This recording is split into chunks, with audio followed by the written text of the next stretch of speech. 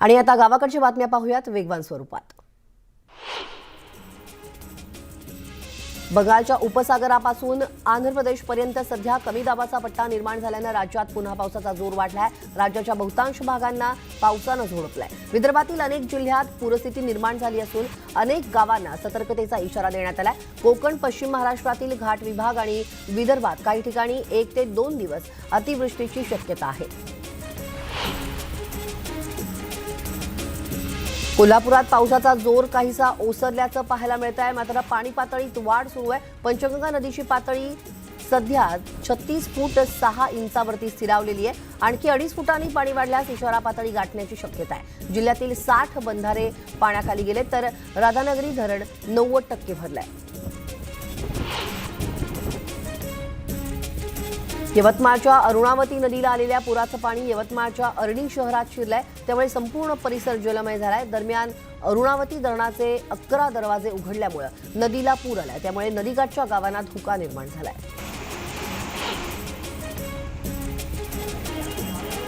यवतमाळमध्ये मुसळधार पावसामुळे पूस नदीला पूर आलाय। पुरामुळे दिग्रस महामार्गावरील पूस नदीच्या पुलावरून पाणी वाहत आहे, त्यामुळे पुसद दिग्रस मार्गावरील वाहतूक ठप्प झाली आहे। तर पूस प्रकल्प ओव्हरफ्लो झाल्यानं नदीकाठच्या गावांना सतर्कतेचा इशारा देण्यात आला आहे।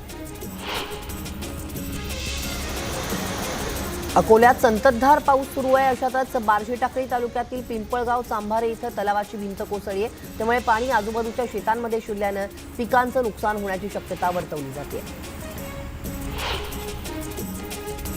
जळगावच्या चोपडा तालुक्यासह सातपुड्यात जोरदार पाऊस झालाय, त्यामुळे नदी नाल्यांच्या पाणी पातळीत वाढ झाली असून रत्नावती नदीला पूर आलाय। हा पूर पाहण्यासाठी आणि पुराचे फोटो काढण्यासाठी नागरिक गर्दी करत असल्याचं पाहायला मिळत आहे।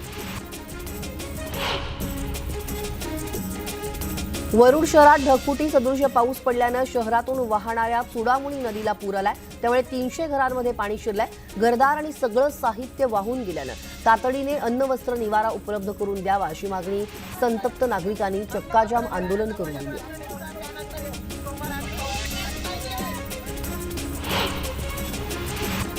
सांगली जिल्ह्यातील चांदोली धरणातून वारणा नदीमध्ये 3000 क्युसेक पाण्याचा विसर्ग सुरू करण्यात आलाय।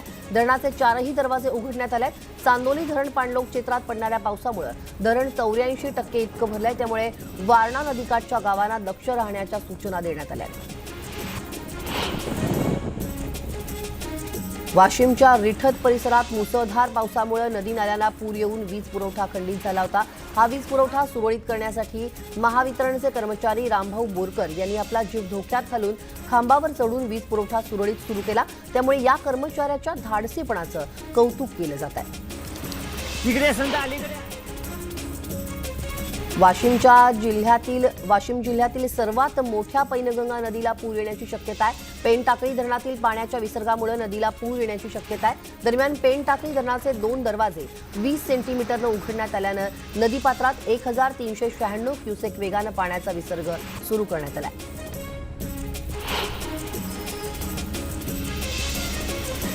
बातमी रत्नागिरीकरांची चिंता वाढवणारी खेडमधील जगबुडी नदीनं धोक्याची पातळी ओलांडलेली आहे। जगबुडी नदीची पाणी पातळी सध्या 7.5 मीटरवरती आहे। 5 मीटर ही जगबुडीची इशारा पाणी पातळी आहे, तर 7 मीटर या नदीची धोक्याची पातळी आहे। ही पातळी आता नदीनं ओलांडली आहे।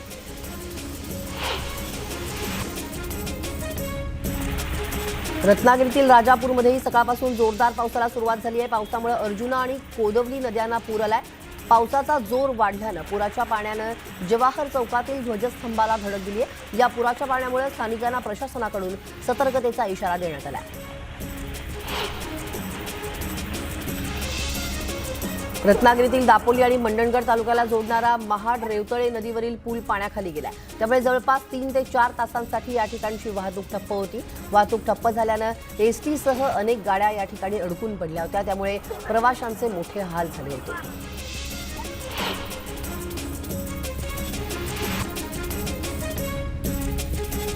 दापोली मंडणगड तालुक्याला जोडणाऱ्या चिंचघर पुलावरून पुलाचं पाणी वाहत असल्याचं समोर आलंय, तर सततच्या पावसामुळे भारजा नदीनं रौद्ररूप धारण करत धोक्याची पातळी ओलांडली, त्यामुळे नदीकाठच्या गावांना सतर्कतेचा इशारा देण्यात आलाय।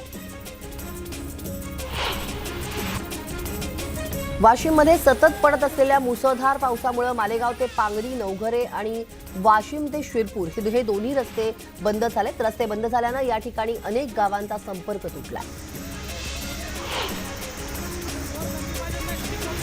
रत्नागिरीत सुरू असलेल्या मुसळधार पावसामुळे काजळी नदीनं धोक्याची पातळी ओलांडली आहे. रत्नागिरी आणि लांजा तालुक्याला जोडणाऱ्या चांदेराई पुलावरून पाणी जात असल्यानं या ठिकाणी वाहतूक काही काळासाठी ठप्प झाली होती.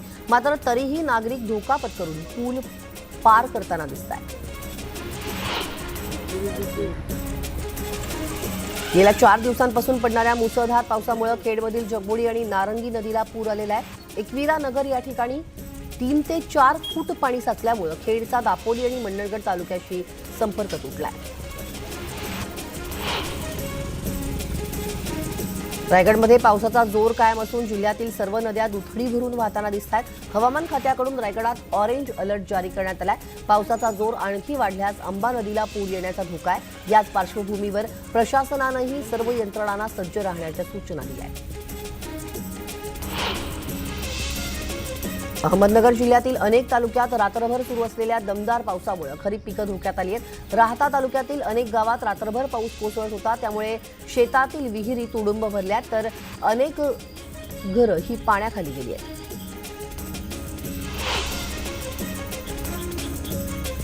वाशिम तालुक्यातील अतिवृष्टीमुळे तोंडगाव गावाला लागून असलेल्या चंद्रभागा नदीला मोठा पूर आलाय. नदीच्या पुलावरून पाणी वाशिम, तोंडगाव, केकत, उमरा आणि देवठाणा या गावांचा संपर्क तुटलाय.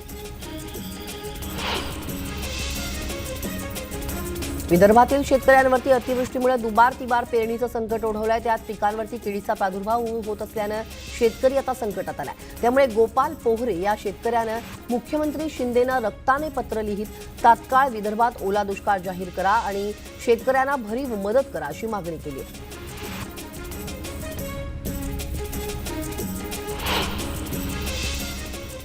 आणि एक ब्रेकिंग बातमी पाहूया. तर लवासा प्रकरणी ही ब्रेकिंग बातमी आहे. लवासा प्रकरणी पवार कुटुंबियांना सुप्रीम कोर्टानं दणका दिलाय. पवार कुटुंबियांना कोर्टानं नोटीस पाठवलेली आहे आणि 6 आठवड्यात प्रतिज्ञापत्र दाखल करण्याचे आदेश या नोटिसीत देण्यात आले. त्यामुळे पवार कुटुंबियांच्या अडचणी आता वाढतील अशी शक्यता आहे. पुणे जिल्ह्यातील खासगी हिल स्टेशन लवासा प्रकरण सध्या कोर्टात प्रलंबित आहे आणि ही याचिका निकाली काढण्याच्या उच्च न्यायालयाच्या निर्णयाला सुप्रीम कोर्टात आव्हान देण्यात आलंय. सुप्रीम कोर्टानंही या याचिकेची दखल घेऊन राज्य सरकार, राष्ट्रवादी काँग्रेसचे अध्यक्ष शरद पवार आणि माजी उपमुख्यमंत्री अजित पवार, खासदार सुप्रिया सुळेंसह अन्य जे प्रतिवादी आहेत त्या प्रतिवाद्यांना नोटीस बजावून याचिकेवरती भूमिका स्पष्ट करण्याचे आदेश दिलेले आहेत.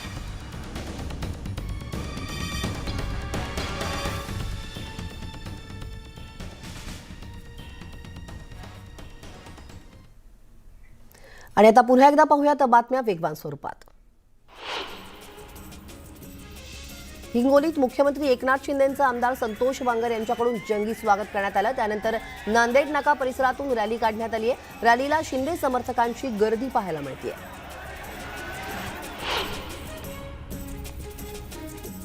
हिंगोलीतील शिवसेनेत नुकतेच प्रवेश केलेले विनायक भिसे यांना पोलिसांनी ताब्यात घेतलं होतं. मुख्यमंत्री एकनाथ शिंदे यांच्या दौऱ्यामध्ये कुठलाही अनुचित प्रकार घडू नये याकरता मुख्यमंत्र्यांचा ताफा जिल्ह्याच्या हद्दीबाहेर जाईपर्यंत खबरदारी म्हणून हिंगोली पोलिसांनी विनायक भिसे यांना ताब्यात घेतलं होतं.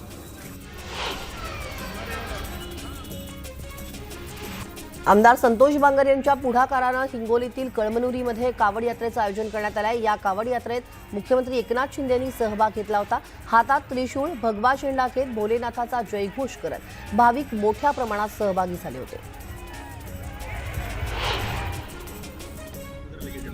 मुख्यमंत्री एकनाथ शिंदेंनी नांदेड दौऱ्यावरती असताना सचखंड गुरुद्वाराला भेट दिली. गुरुद्वारात जाऊन त्यांनी माथा टेकला. यावेळी मुख्यमंत्री शिंदेंनी इथल्या लंगरची देखील पाहणी केली.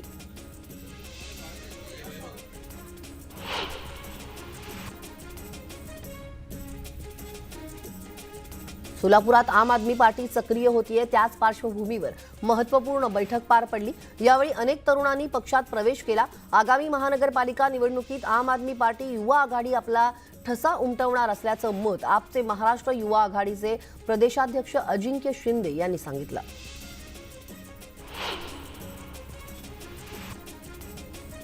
सोलापुरात महागाई बेरोजगारी विरोधात आंदोलन करण्यात आलं। यावेळी 26 जणांना पोलिसांनी ताब्यात घेतलं। महागाई नियंत्रणात न आणल्यास श्रीलंकेसारखी परिस्थिती होईल असा इशाराही यावेळी देण्यात आला। औरंगाबादमध्ये शिक्षक संघटना समन्वय समिती औरंगाबाद यांच्या वतीनं विद्यार्थी, शाळा आणि शिक्षकांचे प्रलंबित प्रश्न सोडवण्याच्या मागणीसाठी विराट मोर्चा काढण्यात आला होता। 1 नोव्हेंबर 2005 पासून सेवेत दाखल झालेल्या सर्व शिक्षक आणि कर्मचाऱ्यांना जुनी पेन्शन योजना लागू करण्यात यावी अशी मागणी यावेळी करण्यात आली।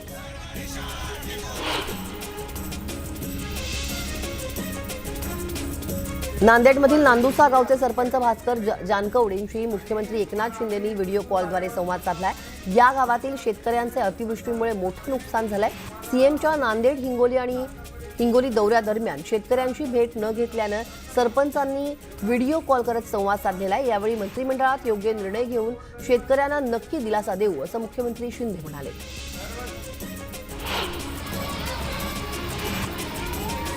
न्यूज 18 लोकमतनं बातमी दाखवल्यानंतर एसटी महामंडळानं बातमीची दखल घेतली।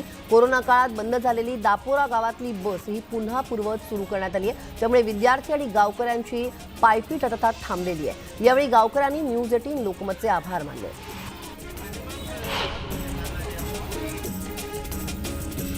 मुक्ताईनगरच्या निमखेडी गावचे सुपुत्र विपिन खर्सेंचं जम्मू काश्मीरमध्ये निधन झालंय। जम्मू काश्मीरमधील उधमपुरामध्ये ड्युटी संपवून घरी जात असताना त्यांची गाडी दरीत कोसळल्यानं अपघातात त्यांचं निधन झालंय।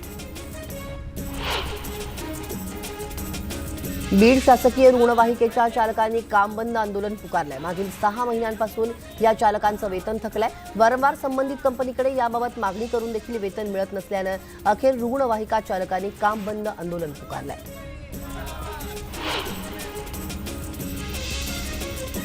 बुलढाण्यातील जिल्हा परिषदेचे अध्यक्ष तसेच उपाध्यक्षांच्या निवासस्थानाची पूर्णपणे दुरावस्था झाली आहे। तसंच या निवासस्थानातील कोट्यावधींचं साहित्यही लंपास झाल्याचा प्रकार समोर आलाय। मात्र जिल्हा प्रशासनाचं याकडे पूर्णपणे दुर्लक्ष असल्यानं गेल्या 4 महिन्यांपासून हा प्रकार सर्रास सुरू आहे। राज्यात 2020 या वर्षाच्या तुलनेत 2021 मध्ये अपघातांची संख्या 18% तर अपघाती मृत्यूंची संख्या 17% वाढली आहे। 2021 मध्ये सर्वाधिक अपघात पुणे, कोल्हापूर, औरंगाबाद इथं वाढल्याचं परिवहन खात्याच्या अहवालातून समोर आलंय। राज्यात 2020 मध्ये 24,971 अपघात नोंदवण्यात आले। 2021 मध्ये राज्यात 24,493 अपघात झालेत। यात 11,569 जणांचा मृत्यू झालाय तर 2021 मध्ये झालेल्या अपघातात 13,528 नागरिकांचा मृत्यू झालाय। नांदेडमध्ये मुख्यमंत्री एकनाथ शिंदे यांच्या मेळाव्यामध्ये चोरी करणाऱ्या दोघांना अटक करण्यात आली आहे। गर्दीचा फायदा घेत चोरट्यांनी हातसफाई केली। गर्दीत मोबाईल चोरणाऱ्या 2 चोरट्यांना अटक करण्यात आली असून अविनाश ढगे आणि शेख अहमद अशी या आरोपींची नावं आहेत। त्यांच्याकडून 2 मोबाईल्सही जप्त करण्यात आले आहेत। जळगावातील मेहरून तलावात बुडून एका तरुणाचा मृत्यू झाल्याची घटना उघडकीस आली आहे। या प्रकरणी MIDC पोलिसांनी अकस्मात मृत्यूची नोंद केली आहे। दरम्यान तरुणाच्या मृत्यूचं कारण कळू शकलेलं नाही।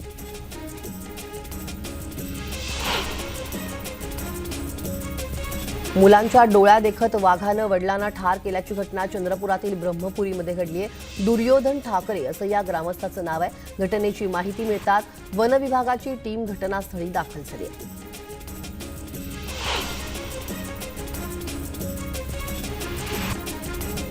संगमनेर तालुक्यातील मनोली इथं शेतकरी ज्ञानेश्वर साबळे यांच्या शेतातील विहिरीत बिबट्या पडला होता। वन विभागाच्या अधिकारी आणि कर्मचाऱ्यांना याची माहिती दिल्यानंतर वन विभागाची रेस्क्यू टीम बिबट्याच्या बचावासाठी पोहोचली आणि त्यांनी ग्रामस्थांच्या मदतीनं बिबट्याला विहिरीतून सुखरूप बाहेर काढलं।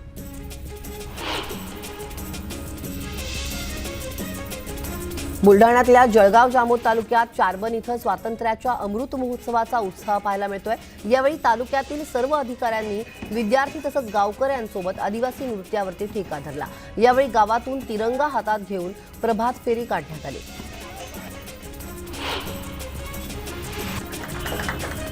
स्वातंत्र्याच्या अमृत महोत्सव अभियान चालवण्यात येत आहे आणि या अभियानात सामील होत भंडारा विधानसभेचे अपक्ष आमदार नरेंद्र भोंडेकर यांनी पवनी शहरातून तिरंगा पदयात्रेची सुरुवात केली आहे।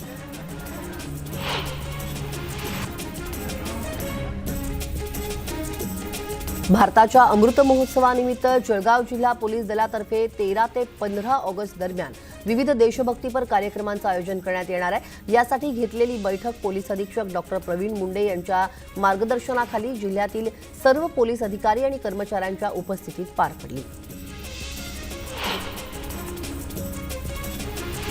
स्वातंत्र्याचा अमृत महोत्सव साजरा करत असताना आदिवासी समाज मात्र अजूनही मूलभूत सुविधांपासून वंचित आहे। मनमाडच्या बुरकलवाडीत रस्ते नाहीयेत, विजेचे खांब आहेत पण वीज नाहीये, तर फरशी पूल देखील वाहून गेल्यानं नागरिक त्रस्त झालेत।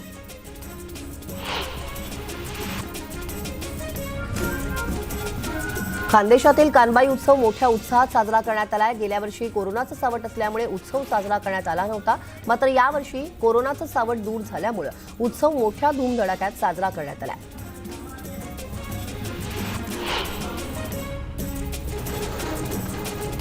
गणेशोत्सव अवघ्या काही दिवसांवर येऊन ठेपलाय, त्यामुळे अकोल्यातील संकल्प प्रतिष्ठान ढोल-ताशा पथकाचा सराव सुरू करण्यात आला।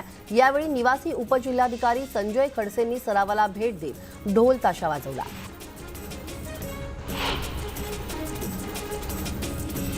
गोंदियातील देवरी तालुक्यात शालेय विद्यार्थ्यांचं नुकसान होऊ नये म्हणून त्यांच्यासाठी बस सेवा सुरू करण्याचं निवेदन गोंदिया जिल्हा परिषदेच्या सभापती सविता पुराम यांनी दिलं होतं।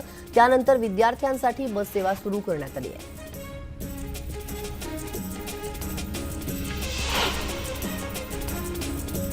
या बातम्यांसोबतच गावाकडच्या बातम्यांमध्ये वेळ झाली एका छोट्याशा ब्रेकची। ब्रेकनंतर इतरही काही घडामोडी पाहायच्या, तेव्हा कुठेही जाऊ नका, पहा फक्त न्यूज 18 लोकमत।